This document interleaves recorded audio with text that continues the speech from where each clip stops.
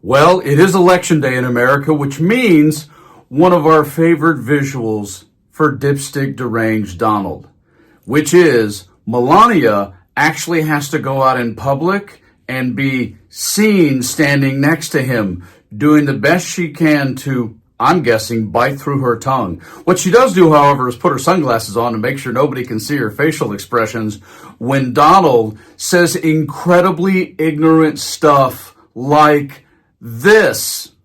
You know that paper is more sophisticated now than computers. Yes, paper more sophisticated than computers. Genius, Donnie. And then in this same conversation, he gets asked, of course, about his supporters and violence. And if you don't grasp in this breaking story about what he has to try to duck in front of Melania in just a few seconds, he actually responds with this about his supporters being not violent, and as per typical, tries to point the finger back at the reporter.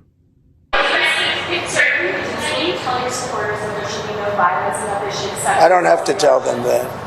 I don't have to tell them that there'll be no violence. Of course there'll be no violence. My supporters are not violent people. I don't have to tell them that. And I certainly don't want any violence, but I certainly don't have to tell. These are great people. These are people that believe in no violence. Unlike your question, you believe in violence. Go ahead. Oh, yeah. Our people don't believe in violence, and then has to point a finger back at her. The man is an absolute 7-year-old tantrum-throwing child. And then, right before this breaking story of what he gets asked in front of Melania, who I think all but just kept herself from walking away.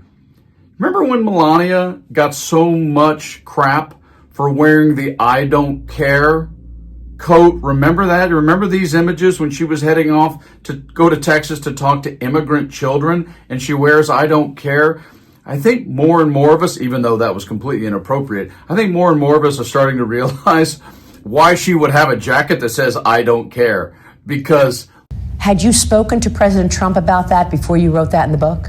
Yes, he knew my position and my beliefs since the day we met. And I believe in individual freedom. I want to decide what I want to do with my body. I think I don't want government in my personal business. Melania Trump came out and said she's about as pro-choice as they come. And that's her personal position. She doesn't think the state has any position to interfere with a woman's right to choose. Look at this breaking, revealing moment when Trump gets asked about abortion. To call a winner. They should. And they should call a winner, yes. Just stop talking about that. Go ahead. We cannot let this man in the White House. Again, I'm wearing the shirt that I made back in 2020. It's not a Democratic choice. It's an American one, and it still is in 2024. Because this guy couldn't answer a direct, straight-up question. That's a challenge for him because he's been lying about it. Donald Trump is completely pro-choice.